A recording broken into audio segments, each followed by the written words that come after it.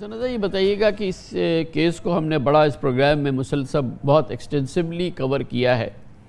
وہی ایف آئی اے جس کی معلومات ہمارے پاس ہوتی تھی اور ہم نے وہ عوام سے اور اپنے ویورز کے ساتھ شیئر کی ہے. اب اسی ایف آئی اے نے اس کیس سے ہاتھ اٹھا لیا ہے اور اپنے ہاتھ جھاڑ دیے ہیں. وہی افسران ہیں, وہی ایف آئی اے ہے, وہی تمام معاملات ہیں. یہ ایک طرح سے جادو ہی ہوا ہے. کامران صاحب آپ بالکل درست فرما رہے ہیں. ایسے ہی دیکھنے میں آیا کہ جب سابقہ دور حکومت میں ایف آئی اے کو جو سیاسی افراد کنٹرول کیا کرتے تھے وہ جس طرح چاہتے تھے ویسے ہی معاملات کو آگے لے کے چلتا تھا. ان کی سوچ پر عمل درآمد کروانے کے لیے ایف آئی اے کے افسران, ان کے پروسیکیوٹرز عدالت میں پیش ہوتے تھے اور انہی کی پریس کانفرنس میں جو اعداد و شمار سامنے پیش کیے جاتے تھے ہم ان کو رپورٹ کرتے تھے کہ وہ کن بنیاد پر جو ہے وہ ان ڈاکومنٹس وہ ہمیں دیتے تھے. ہم ان بنیاد پر رپورٹنگ کرتے رہے. اب اس وقت وہی تمام تر معاملات کو لے کر جب انہوں نے مقدمہ درج کیا اس میں تو وہ 25 ارب روپے کے الزام لگاتے رہے. اب جب انہوں نے چلان جمع کروایا تو اس ٹائم 16 ارب روپے تھے اور پھر اس میں جو فرق محسوس ہوتا رہا اس پر سوالات تو اٹھتے رہے. اس وقت بھی سوالات ہم ان سے کرتے تھے تو وہ متعدد جوابات دینے کے بجائے معاملات کو عدالتی معاملات قرار دے کر معاملات کو آگے لے جایا کرتے تھے. اب ہمیں یہ دیکھنے کو مل رہا ہے کہ ایف آئی اے وہی ادارہ ہے, وہی کچھ افسران ہیں, لیکن ڈائریکٹر جو انتقال کر گئے, اسی طرح کچھ اور دیگر افراد بھی انتقال کر گئے, جس وجہ سے یہ کہا جا سکتا ہے کہ اب کچھ اور افراد ہیں جو معاملات کو آگے لے کے چل رہے ہیں. کیس وہی ہے لیکن سوچ اور وہاں پر جو موقف بنیادی طور پہ یہ جو سیٹرڈے کو متعلقہ عدالت میں ایف آئی اے پیش ہوئی تو اس نے لگ بھگ یہ کہا کہ جیسے کہ یہ 16-20 ارب روپے کی منی لانڈرنگ جو ہے اس سے شریف خاندان کا کوئی تعلق نہیں. اگر کوئی تعلق ہے تو کسی مشتاق چینی آدمی کا تھا اور یا مقصود چپڑاسی کا جو کہ فوت ہو گئے ہیں, اللہ کو پیارے ہو گئے ہیں. اس خاندان کا ان معاملات سے کوئی تعلق نہیں. اور ان کے خلاف کیا کارروائی ہوئی مشتاق چینی کے خلاف اور دوسروں کے خلاف اس کا کچھ نہیں ہے. گویا کہ یہ جرم تو ہوا اور اس لیول کا جرم ہوا جس میں کہ 16, 18, 20 ارب روپے کی ہیر پھیر شامل ہے, لیکن شریف خاندان کا بہرحال اس سے کوئی تعلق نہیں.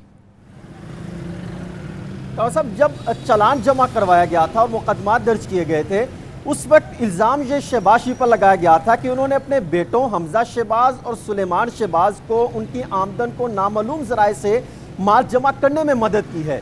یعنی ان کے جو چپراسی تھے, کلرکس تھے, ان کا استعمال کرتے ہوئے سلیمان شہباز کا اکاؤنٹ استعمال کیا, پھر ان کو آگے تحفے تحائف دیے جاتے رہے ان اکاؤنٹ سے.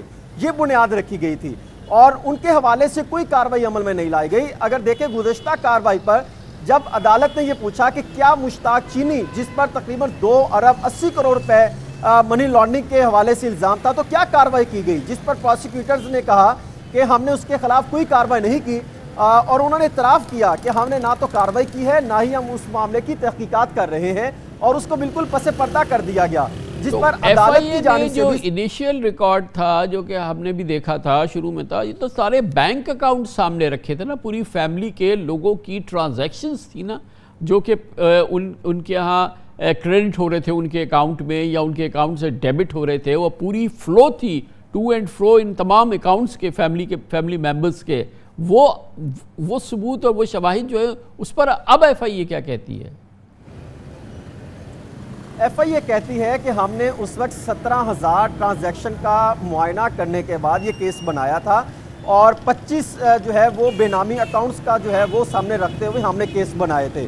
وہ اس کے بعد وہ یہ کہتے ہیں کیونکہ جب ہم نے تفتیش کی تو اس میں بڑے پیمانے پر ہم نے دیکھا کہ کچھ جو ہے وہ سقم رہ گئے تھے جس کی وجہ سے ہمیں چالان دوبارہ سبمٹ بھی کروانا پڑا اور متعدد معاملات جو ہیں وہ چالان سے نکلتے دکھائی دیے. ایف آئی اے کے جو ذمہ داران ہیں جب پروسیکیوٹرز بھی عدالت میں پیش ہوئے تو ان کی جانب سے یہ موقف رکھا گیا کہ اس وقت جب چالان جمع کروایا گیا تھا اس میں کافی ساری غلطیاں تھیں جس کو ہم درست کرنا چاہتے ہیں اور اس کے بعد انہوں نے درست بھی کیے. ایک یہ بھی انہوں نے موقف سامنے رکھا تھا جس میں انہوں نے کہا تھا کہ کسی سیاسی انتقام کی واضح مثال ہے. یہ جملہ بولا تھا پروسیکیوٹرز نے 21 مئی 2022 کو کہ ہم نے سقم ہے اس کو تبدیل کرنا چاہتے ہیں. وہ یہ کہتے ہیں کہ کچھ غلطیاں ہوئی تھی. البتہ اگر دیکھا جائے تو وہی کیس ہے جو پہلے جس کو سامنے رکھتے ہوئے بڑی پریس کانفرنس کی گئی تھی اب حکومت جو ہے کیونکہ رجیم تبدیل ہوا انہی ایویڈنس کو کسی اور نظر سے دیکھتے ہوئے عدالت میں پروسیکیوٹر جو ہے وہ اپنا مدعا پیش کرتے ہیں.